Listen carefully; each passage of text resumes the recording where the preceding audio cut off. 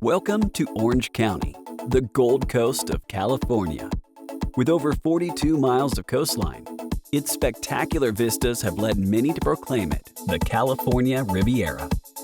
Whether it's manicured beach towns or celebrated theme parks, all framed by oceanfront towns, the OC stands out as one of the state's iconic destinations.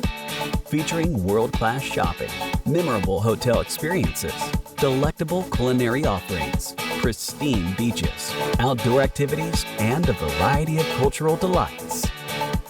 Every town in Orange County has its own charm and personality, and every sunset is worth watching.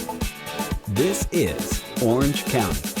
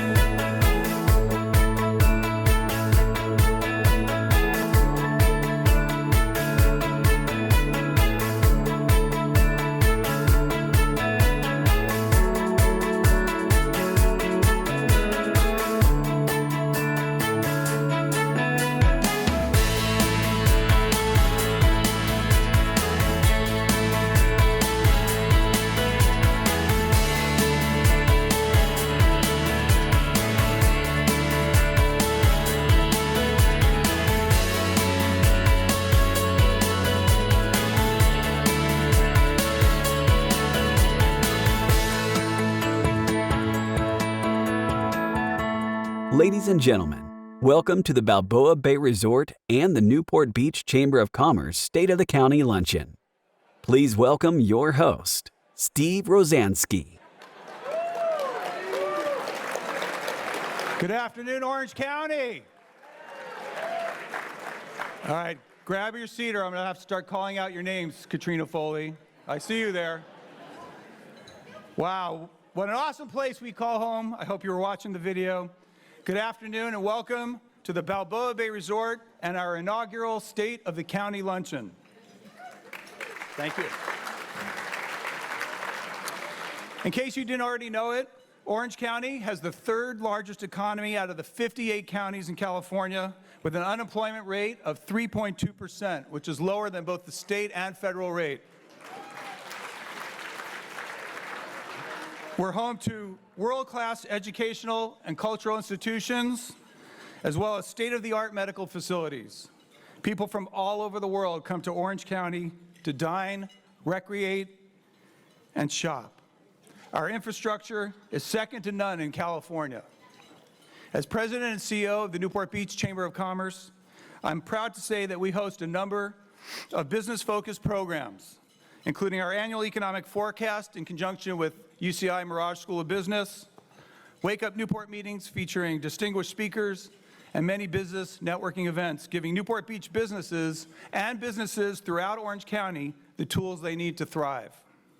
But it isn't just us hosting the event today.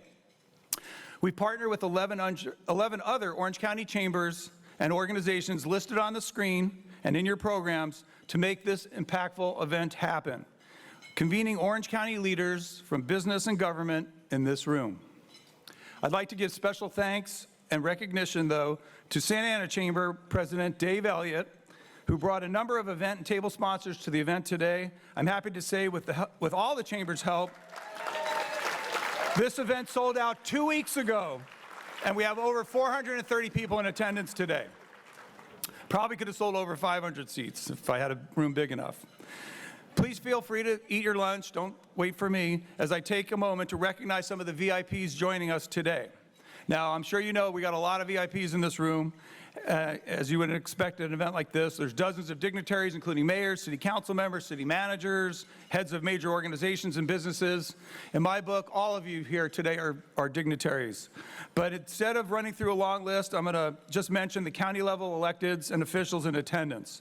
So first off is the chair of the Orange County Board of Supervisors, Don Wagner. Orange County Supervisor, 2nd District, Vicente Sarmiento. Orange County Supervisor, 5th District, Katrina Foley. Orange County Sheriff, Don Barnes. Orange County Treasurer, Tax Collector, Sherry Friedenrich. Orange County CEO, Frank Kim. Orange County Fire Authority Chief, Brian Fennessy. And the Director of John Wayne Airport, Charlene Reynolds. So with any new event, it really helps to have an organization step up and support as a presenting sponsor. So I want to thank Southern California Edison for being our presenting sponsor. Please welcome to the stage Cynthia Quimby, Government Relations Manager for Southern California Region.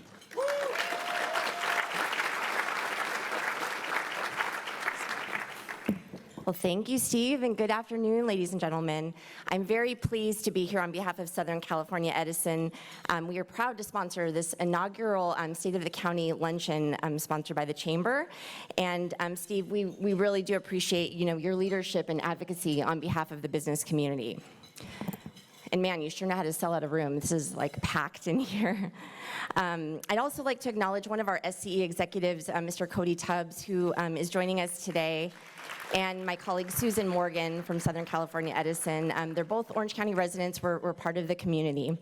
And as Steve mentioned, I'm the local government relations manager that serves the city of Newport Beach. Today, I wanted to just make sure that I express how much we appreciate the strong partnership we have not only with the Chamber, but also with the city of Newport Beach, with city staff, with our council members, and with our county representatives as well. As we continue to move towards a clean energy future, our partnerships with our local governments are going to be even more important, as well as with our community's business leaders, each of you.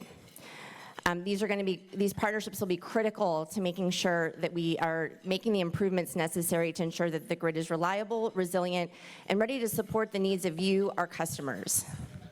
One reason I'm here on the ground on behalf of the company is to listen and receive your feedback. So if you see me at an event, please do come talk to me. It's really the purpose for us being present, at today's event. And the past 9 months I've been serving in the city of Newport Beach, and in that time we've already tackled some challenges. We've tackled them head on, and we've made some great progress working together. We're proud of the work our team has done to bring some new technologies to bear in a way that helps our customers. And we actually have a brief video that we're going to show that illustrates something that we rolled out in Newport Beach last year. Cue the video. We're in the city of Newport Beach, and we're here to do a manhole replacement with a new technology.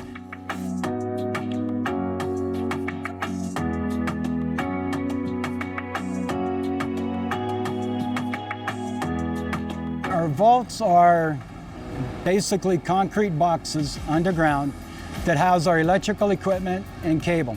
They're important because we need to protect our underground equipment and cables. We got 42,000 of them, vaults and manholes, 30,000 vaults, 12,000 manholes. So we need to maintain them, we need to inspect them, repair them, shore them, replace them. The value of this work is you don't have to excavate. So you don't get frustrated customers because you're digging up the roadway. Your construction time is reduced from 30 days to to 1 week. A traditional replacement used to get us 50 years.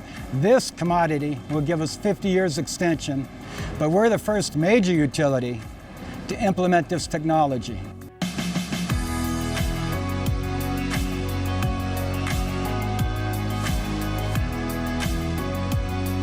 Businesses are happy and residents are happy because we'll roll out of here from within 1 week.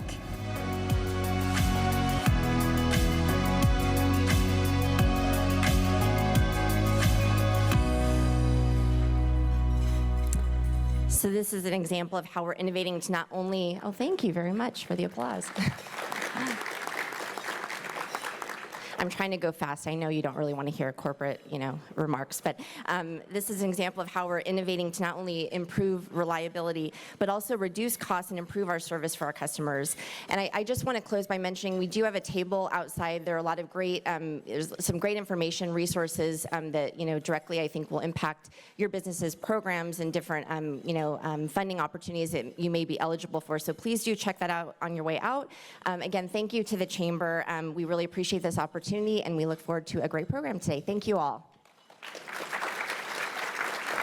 Thank you, Cynthia. What she didn't tell you is she's got a lot of great swag items out there, so definitely pick some up on the way out.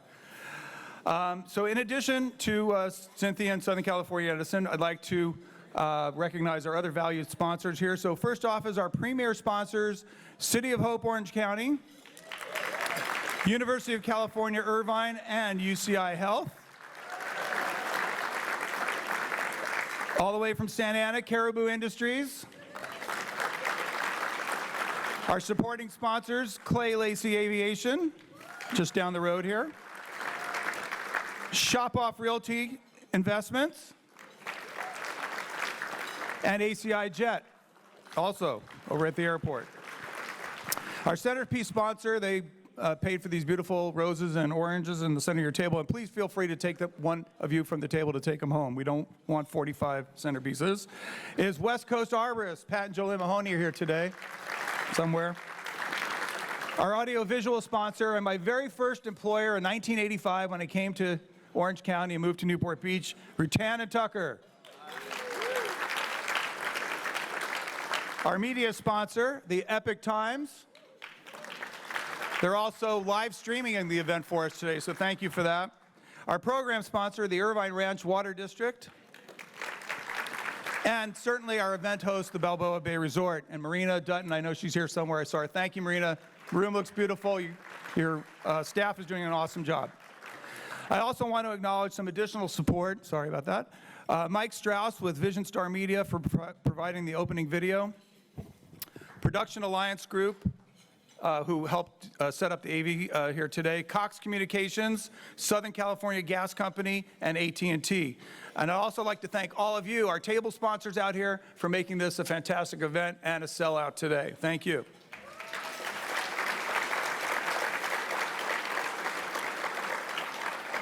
And finally, before we break for lunch here for a few minutes, I'd like to recognize a special group within our chamber. It's our leadership circle members. I'm not going to list them all off. We have about 40 of them, but I will mention our platinum members today. The Balboa Bay Resort, City of Hope, Orange County, Hogue, Apollonian Business and Accounting Services, ACI Jet, Julie Lawton Design Build, Davies Locker, take your kid for a trip fishing. Simple Green, big sponsor of our boat parade. Vea Newport Beach, a Marriott Resort and Spa. Orange County Supervisor, 5th District, Katrina Foley. And certainly last but not least, Newport Beach and Company, our visitor bureau. Thank you all. All of our gold and silver leadership circle members, they should be maybe up on the screen, maybe not, but they're definitely in your program. Please take a look. Thank you all for coming. We're going to take a short break, and then we'll be back a little behind because of the valet. Thank you for your patience. And then we have a great program for you, so we'll see you in a few minutes. Thank you.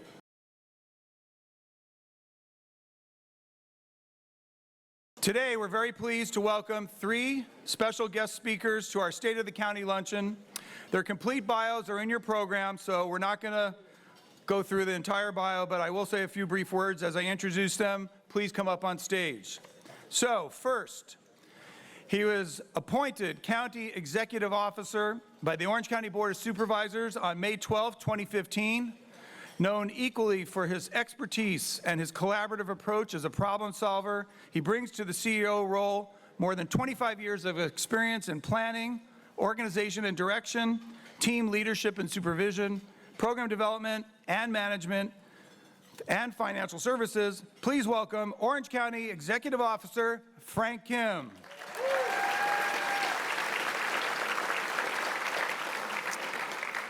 Next, she was elected to the Board of Supervisors in 2022 to represent the newly established District 5. This is her second term on the Board of Supervisors, where she previously served District 2. She has also served in a number of elected offices, including 14 years on the Costa Mesa City Council, 2 years as the first directly elected mayor for the city of Costa Mesa, and a 4-year term on the Newport Mesa Unified School District Board. Please welcome 5th District Supervisor Katrina Foley.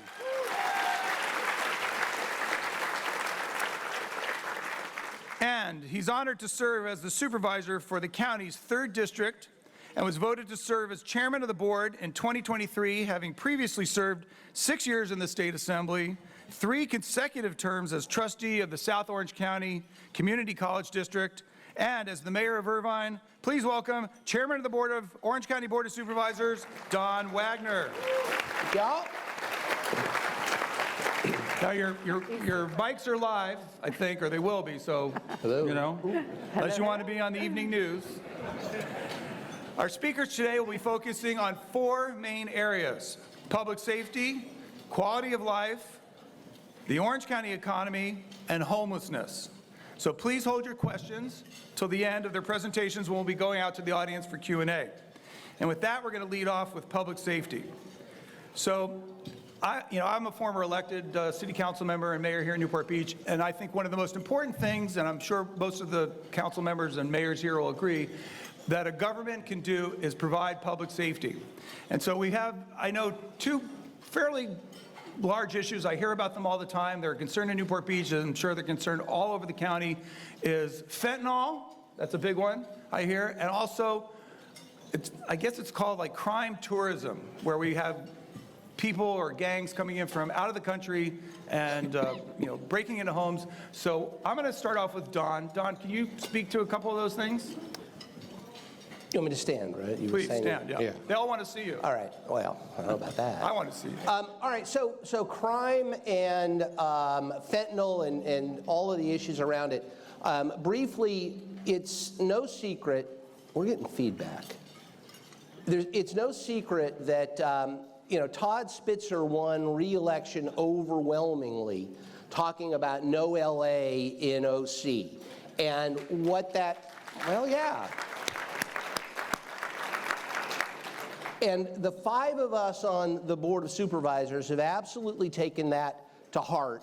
We have worked very closely with Sheriff Barnes, who you all know is here today. Where did Sheriff, was here today.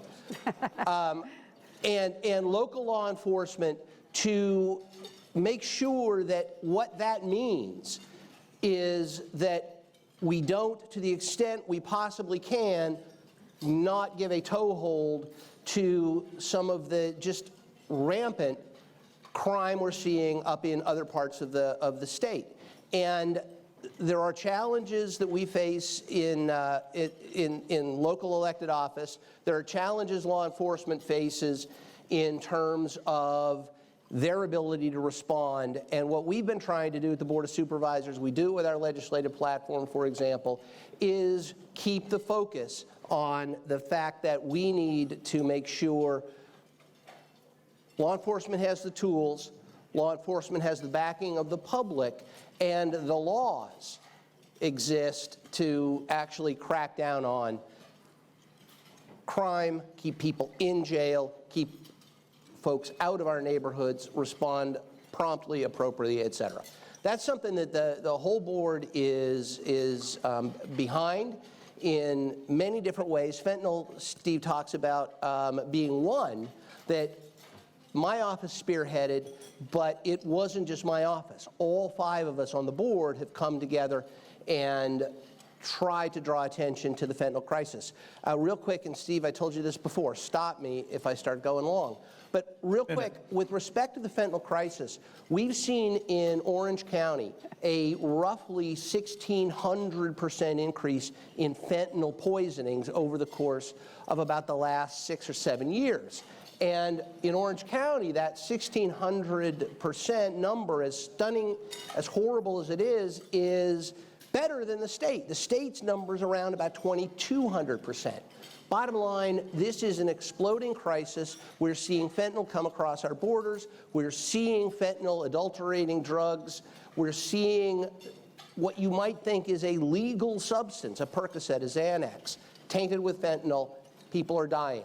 This board has been very aggressive in getting the word out on that. We've done a number of town halls. I've got one in Orange tomorrow night. We've done town halls throughout at least my part of the district. We've donated $20,000 per school district in my district to make sure that the high schools have the reversal agent and naloxone available, because what we're seeing is that, we've got first responders, the Sheriff's Department, Orange County Fire Authority with Chief Fennessy here, Newport Beach Police, the first responders, the ambulances, all those, they've all got Narcan or one of the opioid reversal agents with them, but they're not the first responders. The first responder ends up being the school teacher who finds a kid in a bathroom, or a parent who finds a kid, God forbid, on the floor of a living room or a bedroom. Their kid, a neighbor's kid, whatever it is. Those are the first responders. We're trying to teach them what to look for. We're trying to teach them how to use the reversal agent, and it's really, really simple, and try to get as much of it out there in the hands of people to protect. We are trying at the Board of Supervisors to be relentless on fentanyl and the rest of the crime issues. I'll wait for your questions. Thank you, Don. Thank you, Steve. So the flip side of crime and fentanyl is the other half of public safety is fire prevention and our fire authority. So Katrina, this one's going to go to you. Okay. We've seen some wildfires. I was just watching on the news and reading about it this morning about fire down in Laguna de Gale, 4 acres. Luckily, they put it out quickly. Obviously things are heating up here, and they're going to get, I think, hotter this summer. We had a lot of growth with all the rain last year, so I expect we're going to see a lot of forest fires, but maybe you can talk a little bit about that, what the county is doing, for fire prevention, and certainly in the county areas and otherwise. Okay, good afternoon, everybody. Thank you all for coming out here today. I love it that Dawn and I are sharing the stage, and it's a good example of what we can do in a bipartisan way when we come together, right, Dawn? Right. So a lot of this work that we're doing, it actually is unanimous on our board. And so as the new representative for District 5, my district now is Costa Mesa, Newport, all the way down to San Clemente. I used to be able to represent Newport Mesa, a little sleepy town. We worry about the lighting impacts on neighborhoods, parking, homelessness, and now I'm having to become an expert on nuclear energy, fentanyl, making sure that we have a railroad track that works, making sure we don't have landslides and coastal erosion, toxic algae blooms, sea lion impacts, and of course, pickleball. Okay, so these are. Okay, but you're talking about our next subject, which is quality of life. We want to talk about fires. I gotcha. I got to pull you back in. I gotcha. So part of this new district is also that it's a wildfire zone. So I'm so glad that we have our firefighters here today. Chief Fennessy, thank you for all you did. Chief Boyles. We did have a fire in Laguna Niguel. Last year during the fire season, Chief Fennessy did highlight the fact that the fires that we're seeing all year round now are largely in part due to climate change. And believe it or not, climate is changing. We do have much more dry conditions, and even though we saw record amounts of rain this year, what we're seeing is that rain and then a heat wave to follow is creating a lot of brush and vegetation that ignites easily. So whether it's Newport Coast, whether it's Laguna Niguel, Laguna Beach, we have a lot of prevention that we must do. So here at the Orange County Fire Authority and with all of our fire agencies, we're working on the preventive piece. We want to make sure that that prevention isn't actually going to cause some other problem. We want to make sure we use non-toxic prevention. That's a key. But we do need to get rid of all the dead brush and the tree limbs and dead trees. You know, it's a balance because those trees and brush, they also are habitat for wildlife. So we have to make sure that we have that balance. So wait, let me jump in here. I'm going to talk about fire insurance though. Well, actually, that's what I was going to ask you to talk about, fire insurance. So here we go. Okay, so fire insurance, how many of you have had your fire insurance rates go up this year? Raise your hand. Okay, a couple. So in the 5th District, it's predominantly in Rancho Mission Viejo, where we're seeing rates go up from, say, $243 a month to more than $1,100 a month. These are rates for homes that are mostly senior housing, where they're retired, they're on sort of a limited income, and they don't have an extra, $800, $900 in the budget every month. So working with our Building Industry Association, working with the ranch, working with our state legislators, and Ricardo Lara, our insurance commissioner, we're going to try to make sure that we have insurance that's at a reasonable rate for people. The other issue we're having is that the insurance companies are just flat out not insuring. They're not insuring new development. That's bad for our housing and how we're going to build housing. They're not insuring new properties that are new owners. So we have to really address this. And as a county, we just recently voted on a new platform that will address the insurance crisis that impacts our housing and our development and our cost of living here in Orange County. So those are the issues that we're working on, I think, collaboratively with multiple agencies involved from the state level all the way down to the local, and I think it's a united front on that. Great, thank you, Katrina. So let's move on to our quality of life. Our quality of life here in Orange County. I'm going to throw this back to Don. And, I know you were mayor in Irvine, and there was a lot of hullabaloo and opposition, quite frankly, to a veteran cemetery in Irvine. And I know it's moved around. I don't even know where it's proposed anymore. But can you enlighten us on, are we going to ever see a veteran cemetery here in Orange County? Okay, so yes, we are. Where is it? Where did that slide go? Put that slide back up. There's a big flag. There's a flag. It's up there, yeah. Well, no, it's not. There we go. Oh, okay. Down in the corner there's a big flag. That flag is currently flying out in Gypsum Canyon, where, and many of you, I'm sure, have seen it, where the 241 toll road and the 91 meet, and kind of as you go down the toll road, hang a right and head out to Riverside. Off on the right there is the site that the Board of Supervisors has designated for the Veterans Cemetery. And we've got the flag there. That thing is on a flagpole 100 feet high. It's 60 by 30 feet. And you can see it from miles around. That's the site of the cemetery. It was supposed to be in Irvine. There was an effort that I was making when I was mayor to get it on to the old El Toro site. What ended up happening is politics. And one particular now council member managed to put a stop to it, and at that point, the veterans pivoted, I pivoted, the state pivoted, and we found this site, which the Board of Supervisors, before Katrina and I got there, had designated, had approved. But once we got there, we ended up ramping up the efforts to get the site there, and it has been approved. State law has been changed. Thank you, Sharon Quirk Silva, up in the state legislature, carried a bill. And we've got that site now designated. I was back in D.C. a couple of months ago, meeting with the Veterans Department, their cemetery division. They have a cemetery division. When I first met with them, their cemetery division was in the basement. I thought that appropriate. They're now up on the 6th floor. I don't know what that's all about. But at the end of the day, great meeting. That's the site where we are going to get a dignified cemetery. You didn't tell us. Veterans. When are we going to come out and do a ribbon cutting and a shovel ceremony? When are we going to come out and do a ribbon cutting and a shovel ceremony? Well, we've done a few ribbon cuttings and shovel ceremonies already. The question really at this point is, when are we going to be able to start interring veterans? And the answer to that question is, Don't die yet, because it's going to take a little while. I'm not joking. We had somebody call my office the other day. I'm 80 years old. When am I getting? It's like, hang on, dude. We got you. Realistically, I'm looking at 2025. 2025, okay. 2025. Sounds like we'll be talking about this again next year when we all convene again. So I want to move on to another quality of life kind of a thing here in Orange County. And one of them directly impacts Newport Beach as well as the surrounding communities. Another one's a little further in South County. And I'm going to ask Katrina to talk about this because they're both in her district. It's John Wayne Airport and Dana Point Harbor. Yay. So what's happening over at John Wayne?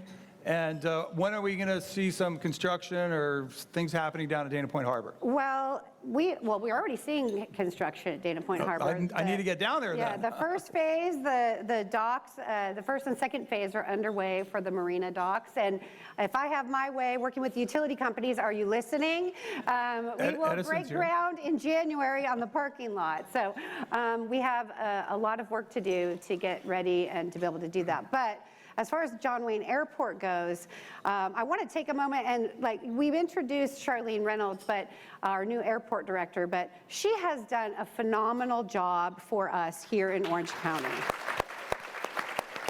She's only been here a little bit less than I have been on the board, and she's already identified $700 million in deferred maintenance in terms of our capital projects at the airport.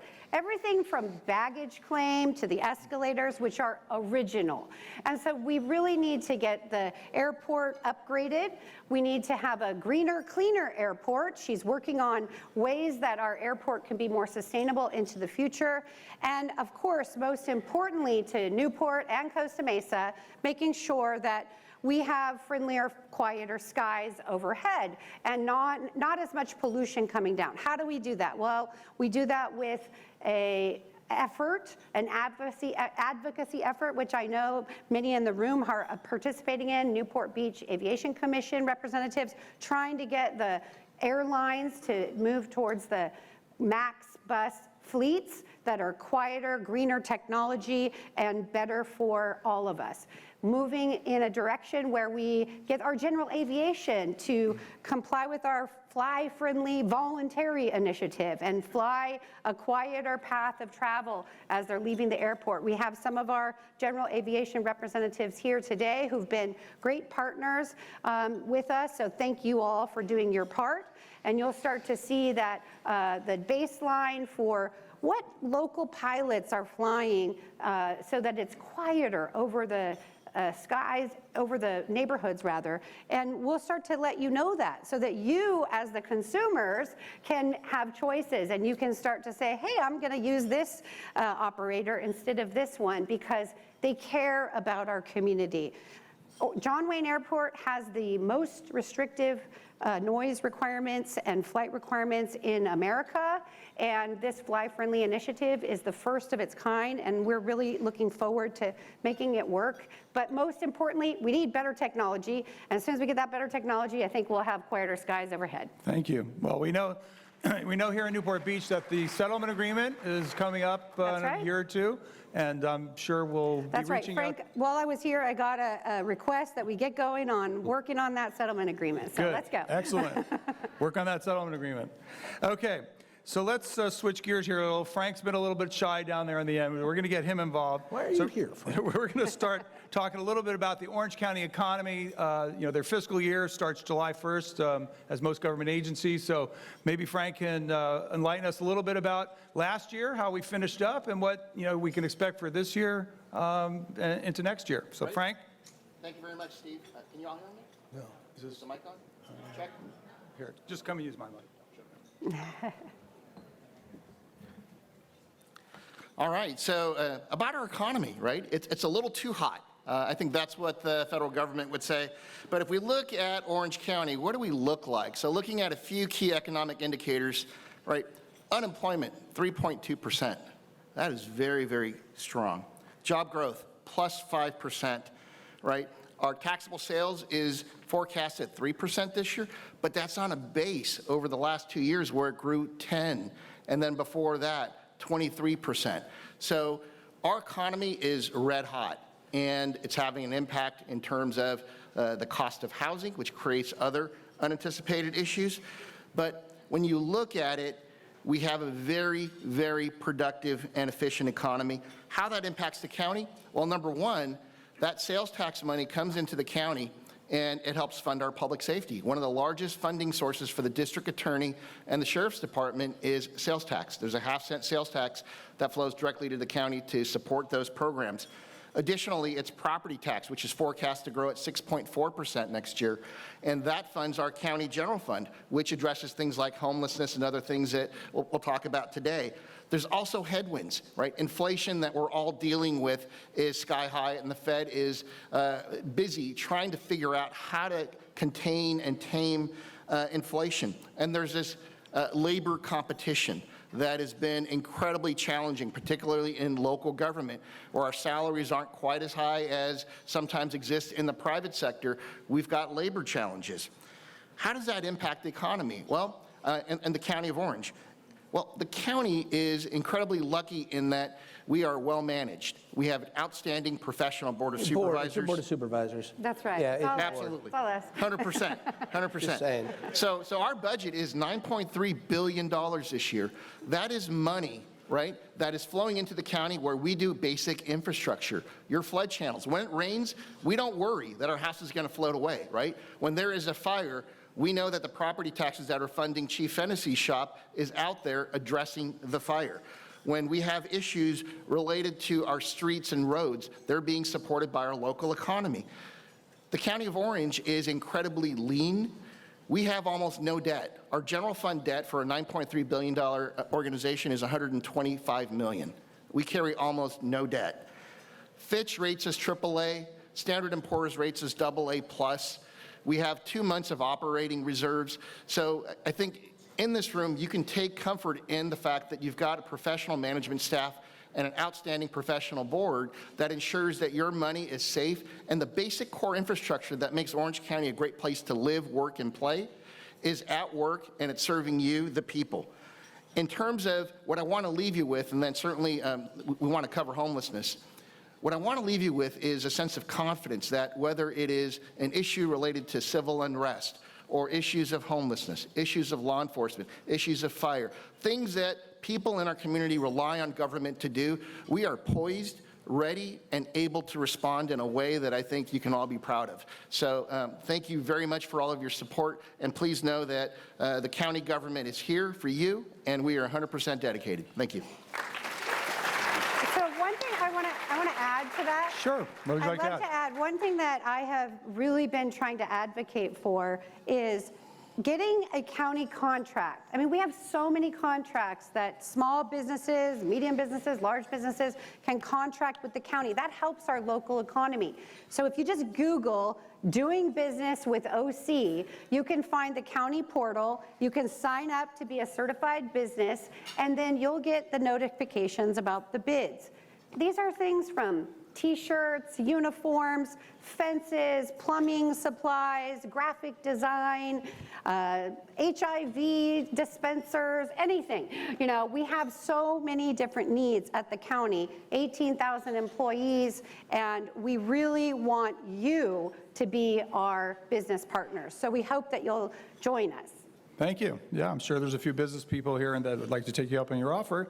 And thank you, Frank. I mean, that was a great, quick overview, but I still, you know, I moved here to Orange County in the 80s, and I still remember the bankruptcy and all the, you know, trouble it caused. So obviously you're doing an awesome job with that kind of a credit rating and those kinds of revenues, and obviously the infrastructure, which I mentioned earlier, is there's no better county in Orange County than ours. So thank you so much. It's a new day in Orange County. New day in Orange County, okay.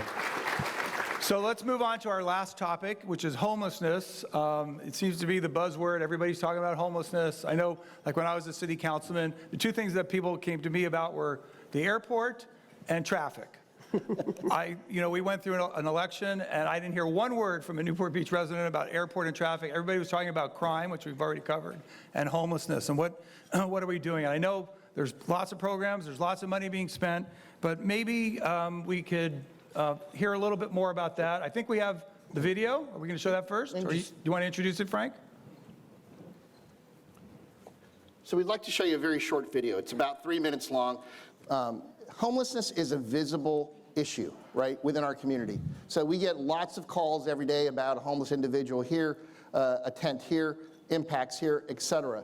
But I think it's important for us to share with you kind of where we've come from, right? Where we were 7, 8 years ago, and the progress that we've made in conjunction with the cities, with the nonprofits, with businesses, and our community. So let us show you this video, and we'd be happy to address your questions.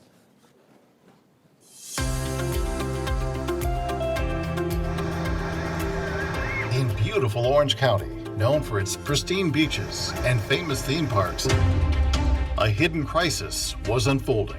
Imagine this, along the once tranquil Santa Ana River, hundreds of people experiencing homelessness. Tents and scattered belongings flooded the landscape, just yards from iconic landmarks. Between early January and early April 2018, county departments worked tirelessly to help over 700 individuals who were experiencing unsheltered homelessness find shelter in motels and temporary accommodations. Blue Shirts First teams from Orange County Healthcare Services led the way, engaging and serving the homeless population with unwavering dedication. Overcoming obstacles, Orange County removed tons of debris, needles, and hazardous waste, restoring safety and dignity to the area. By April 7, 2018, the Santa Ana River reopens, reclaiming its serenity. At the Plaza of the Flags in the Santa Ana Civic Center, rows of tents were dismantled, providing housing services to over 200 people seeking refuge from the streets. Overall, nearly 1,000 people from the Santa Ana Riverbed and Plaza of the Flags received shelter in 2018.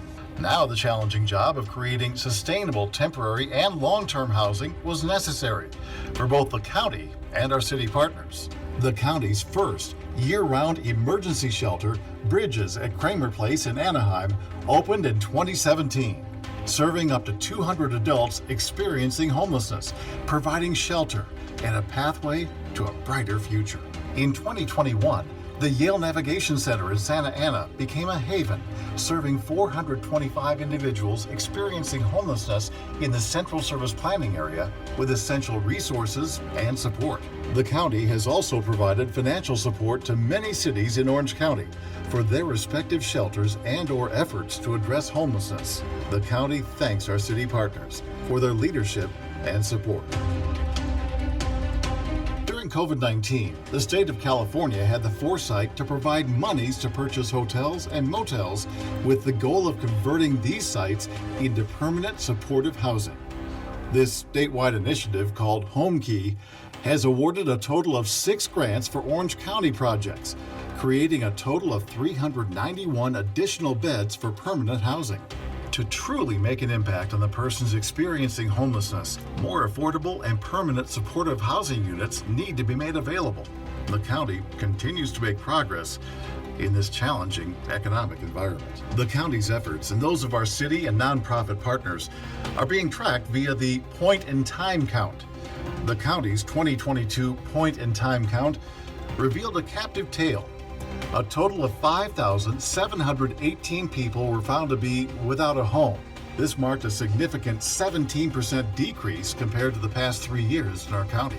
Ongoing efforts to address homelessness continue every day as the county partners with our 34 cities, nonprofits, business leaders, and healthcare organizations such as Be Well and CalOptima to develop and implement long-term solutions for increased housing stability here in Orange County. Together, we can rewrite the narrative, guided by compassion and resilience. Together, we can change lives and our county's health and welfare for all its residents.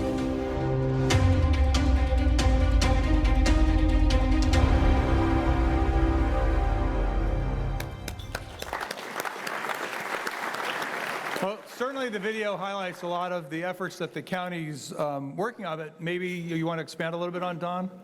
Yeah, let me take a stab expanding on it. There is certainly good news in that video, and the numbers are real and the progress is real, but don't see that video and realize that the board and our staff don't take that video in any way to say job accomplished. It is, okay, progress, finding some things we're doing right, going to keep doing them.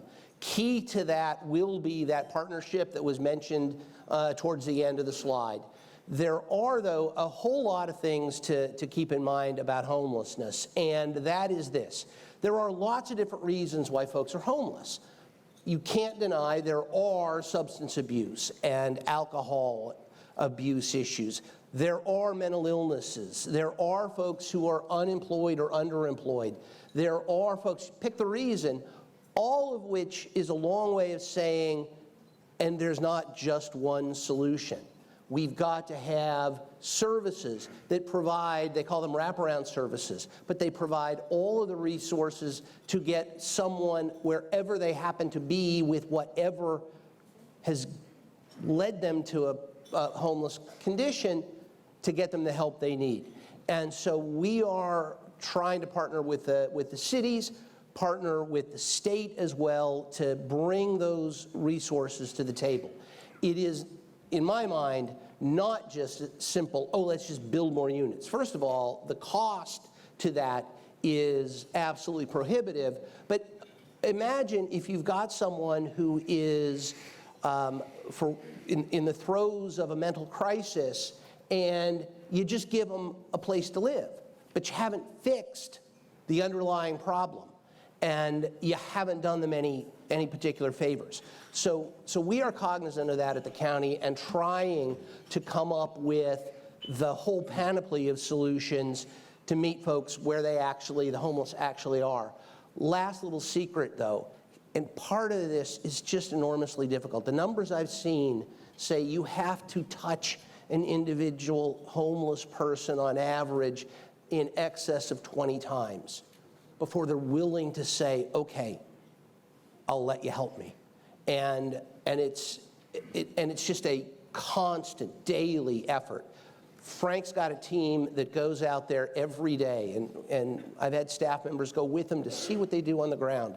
It is a relentless effort. There is a lot of work left to do, but I do think there's been some progress, and we're trying to take those cues and continue that progress. And that is something that I will tell you with zero hesitation, all 5 of us on the board are 100% behind. Thank you, Don. So Katrina, I know you worked hard on this in Costa Mesa when you were the mayor and city council member. I know our city partners with Costa Mesa on a homeless shelter. Is there anything you want to add to the conversation before we go to Q&A? I do think that it's really important that we get an understanding about the whole continuum of care. So yes, we have a shelter in partnership with Newport Beach in Costa Mesa.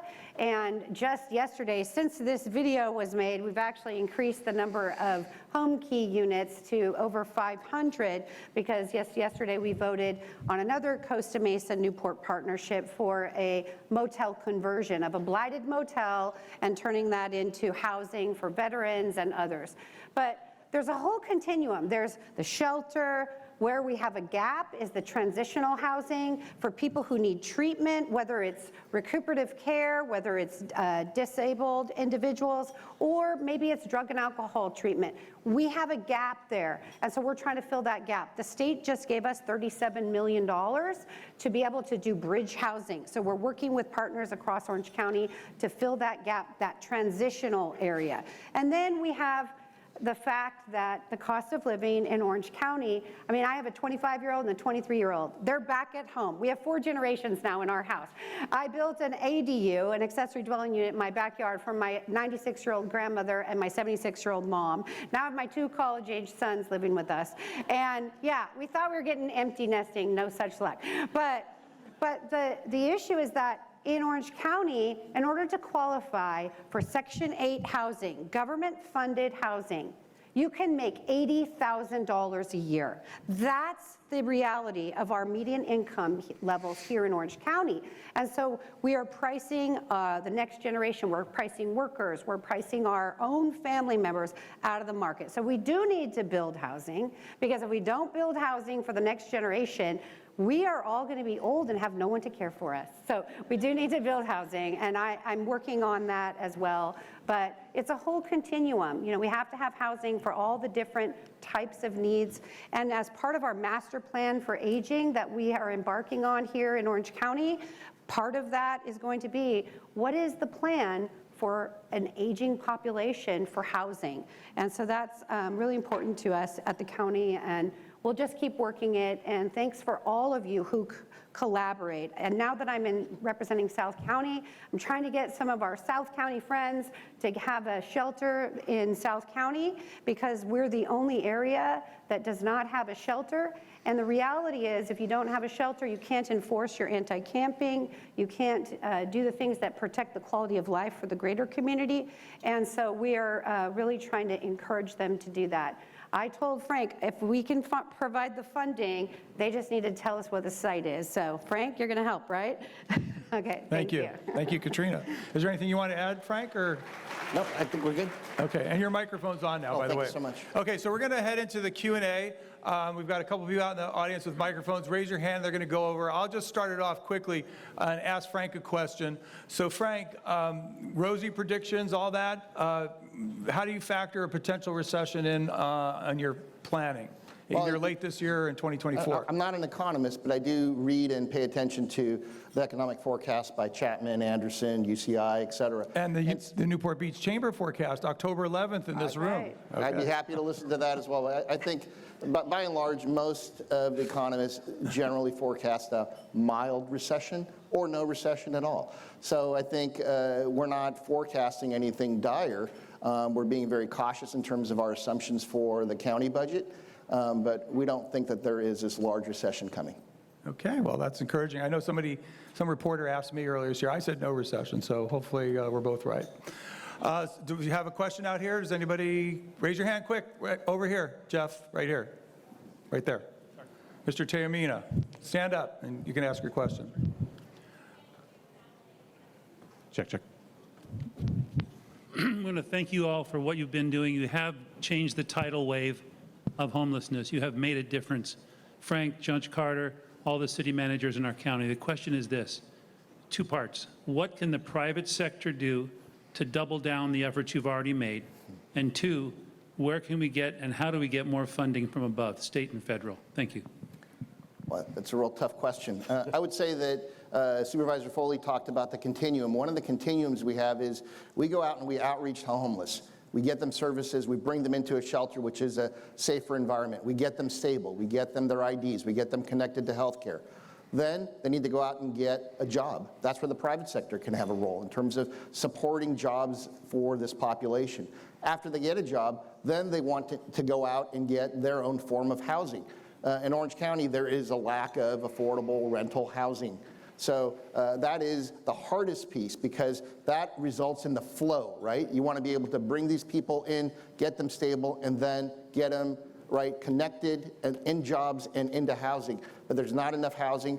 That is what takes the longest amount of time in our community to build out. I would say also, just this morning, I was now the new chair of the Orange County Housing Finance Trust. And so one thing that the private sector can do is to invest in the finance trust, because the finance trust is a way for us to do gap funding, for us to kind of give a little bit more so that developers can get the tax equity credits or that they can build. We actually also today just approved a loan program for accessory dwelling units. And we're giving 11 loans in each of the different service planning areas. So investing in that loan program is another way that the private industry can help, because we need to get some private dollars. And as far as money coming from the federal government or the state government, you know, I'm working really tirelessly to try to secure those dollars.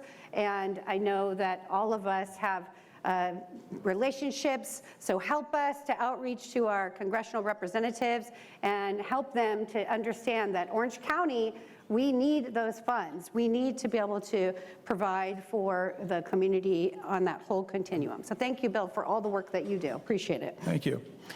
Another question? Do we have back there?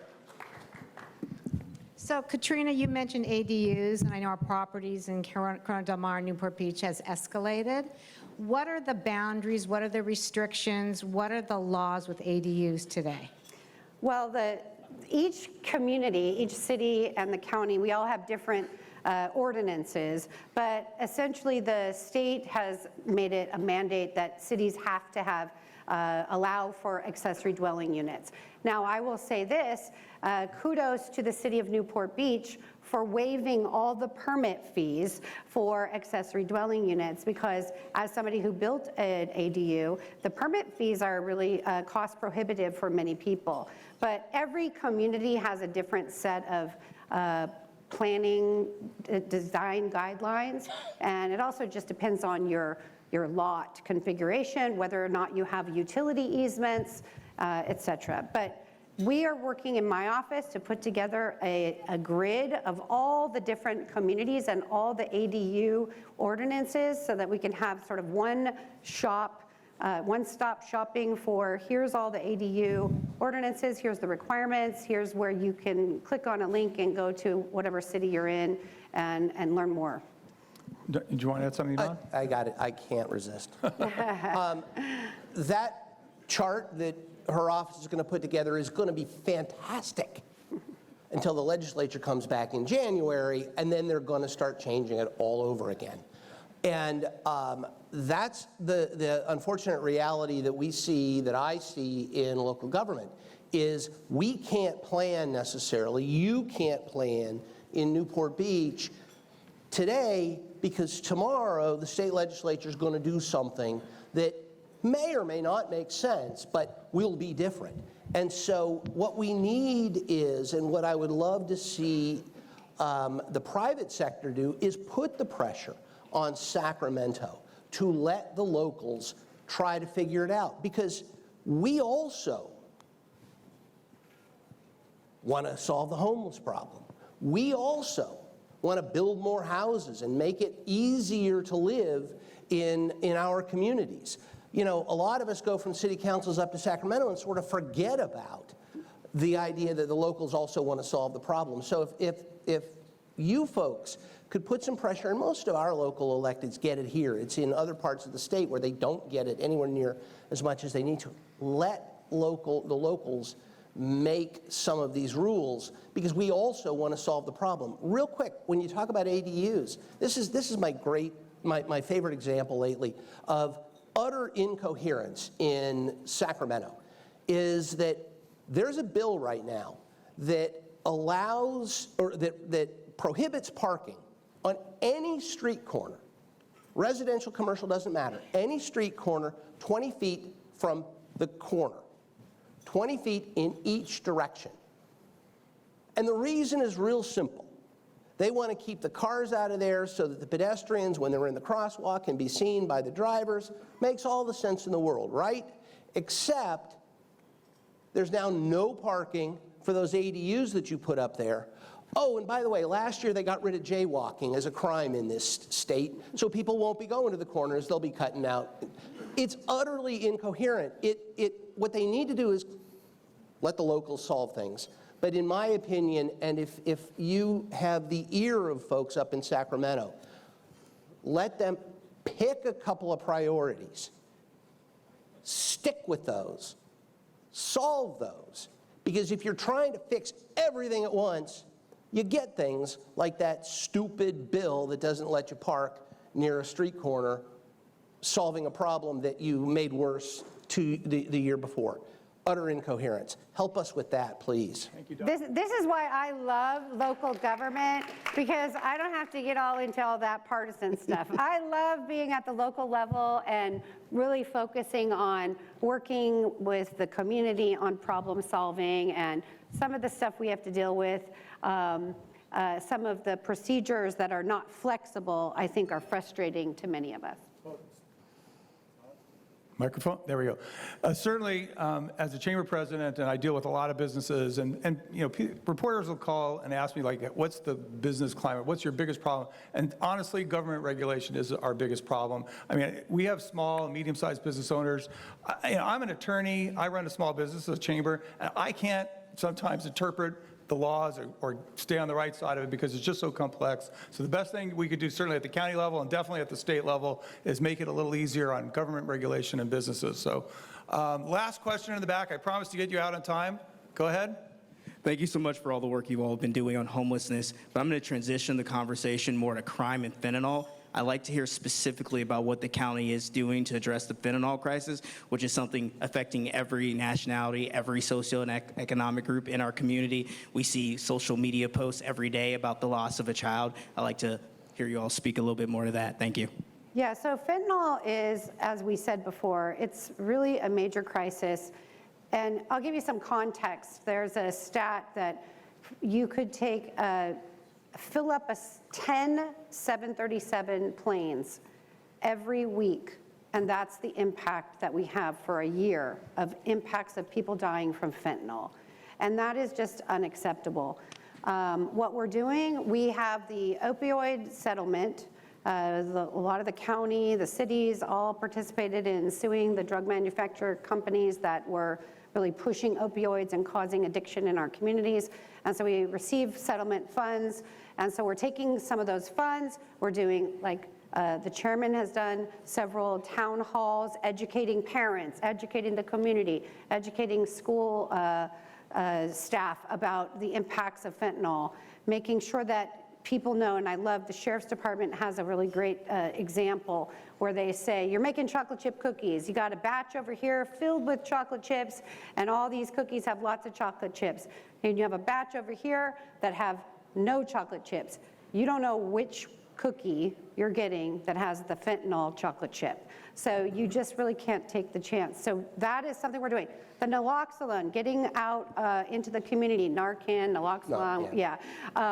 And we actually, through our healthcare agency, we're trying to get that out broader into the community, into the schools. I'm working with our HC, our healthcare agency, and our libraries to get all of our librarians trained, get people in all of our cities trained, making sure that there's access to this really life-saving drug that it's like a nasal spray, and it reverses the impact of fentanyl. Making sure that our public safety officers are trained so that they don't accidentally get exposed to fentanyl when they go to resuscitate someone or save their life. So there's a lot of very specific things that we're doing, but really it's up to all of us to keep spreading the word that it is just so dangerous to do any drugs, Xanax, cocaine, any Oxycontin, anything you're buying on the street right now is likely laced with fentanyl.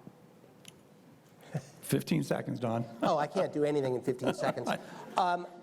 The Sheriff's Department has been working overtime, very aggressively to identify and try to halt the fentanyl that's coming into the county and address it from the law enforcement side. There is not a lot that the local elected leaders can do on the subject in terms of things like penalties, other than pressuring Sacramento, which we have done. And again, a bipartisan thing. Senator Tom Umberg had a bill that this board backed unanimously that basically gives, like the DUI advisement, if you get picked up for a DUI, you get an advisement that if this happens again and you kill somebody, it could be a second-degree murder charge. The idea in Senator Umberg's legislation was, if you're a fentanyl dealer and the next time someone dies, you could be looking at a second-degree murder charge, and that bill died in committee up in Sacramento. So a lot of the change in terms of giving our Sheriff's Department, the Newport Beach PD, the rest of law enforcement the opportunity to deal with this aggressively and smartly needs to come out of Sacramento. And again, a little bit of help. We saw it just last week with the human trafficking bill. Public pressure does matter. And so let's put that on the fentanyl side as well and start pushing for the tools our local law enforcement needs to crack down on this fentanyl problem. Great. Thank you, Don. Yeah, and one thing I will say, we have a lot of businesses here. We have Fashion Island, South Coast Plaza. We are here to help you if your employees want to get trained on how to use the Narcan. We're here to provide that for you. I mean, it is ridiculous that we have gotten to the point, as far as the state laws go, where we can't even get the state legislature to pass an admonishment. We can't even get them to address social media drug dealing. It is a little ridiculous, and I think all of us, many of us who are moms and parents, are just frustrated. You know, it's personal for me. My husband's the golf coach for Costa Mesa High School, and he has had 2 students die in the last 3 years from fentanyl poisoning. And so I see our Newport Mesa Unified School District friends out there, so please do take us up on our offer and let us help. Thank you, Katrina. And another Frank? thing. What? No. I'm pulling the rug on you now. Frank, anything you want to add to that? Good. Great. It's 1:31. I'm a minute over. I want to, hopefully you've learned something here today. You can take it back with you. Big round of applause for our speakers. Thank you, guys. Thank you. Also, I want to thank our presenting sponsor, Southern California Edison, our leadership circle members, our sponsors today, our table sponsors, the Balboa Bay Resort, my staff at the Chamber who helped me put on this awesome event, and certainly all of you in attendance. And just remember, if you're not a member of a Chamber of Commerce, you should be. Join today. Thank you. See you next year. Thank you, Nice, Steve. thank you.